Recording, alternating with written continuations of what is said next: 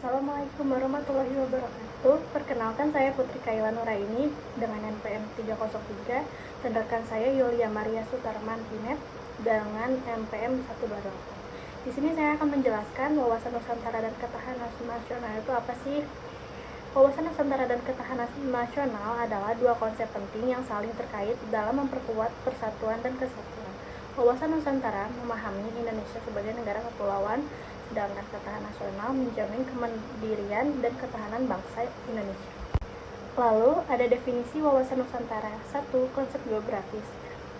Konsep geografis ini sebagai negara kepulauan yang terdiri dari ribuan pulau. Konsep 2. Politik.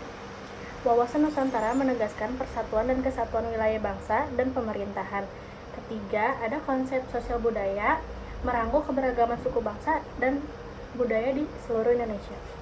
Lalu ada juga prinsip-prinsip wawasan Nusantara. Kebangsaan. Indonesia adalah satu bangsa yang terdiri dari berbagai suku, agama, dan budaya. 2. Kewilayahan. Indonesia adalah negara kepulauan yang terdiri dari ribuan pulau dengan batas-batas wilayah yang jelas.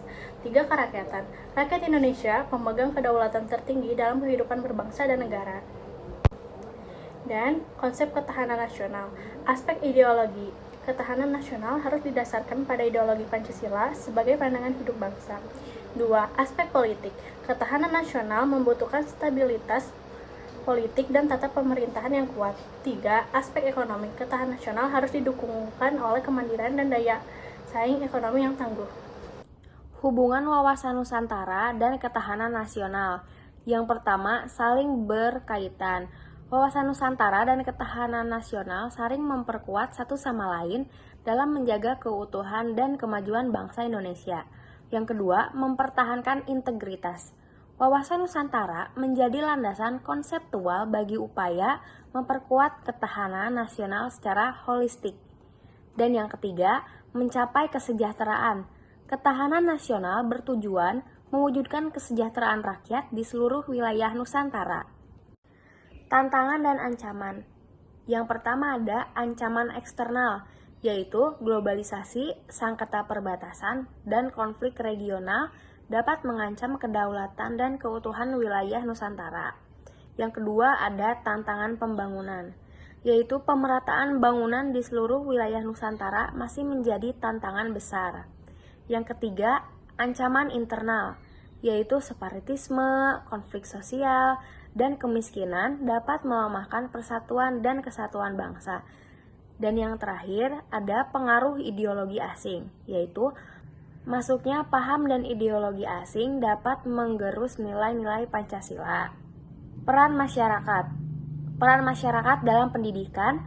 Masyarakat berperan dalam mempromosikan pemahaman tentang wawasan Nusantara melalui pendidikan.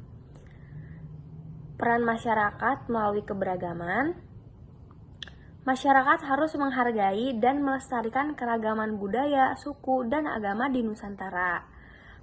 Peran masyarakat di dalam pembangunan. Masyarakat dapat berpartisipasi dalam pembangunan di seluruh wilayah Nusantara. Peran masyarakat dalam nasionalisme. Masyarakat harus memupuk rasa cinta tanah air dan mempertahankan kedaulatan negara. Kesimpulan dan rekomendasi. Jadi kesimpulannya, wawasan Nusantara dan ketahanan nasional adalah konsep yang saling terkait dan harus diperkuat secara komprehensif. Rekomendasinya, pemerintah dan masyarakat harus bersinergi untuk mempromosikan pemahaman dan mengimplementasikan wawasan Nusantara dan ketahanan nasional. Sekian presentasi dari kelompok 11. Wabillahi taufiq wal hidayah. Wassalamualaikum warahmatullahi wabarakatuh.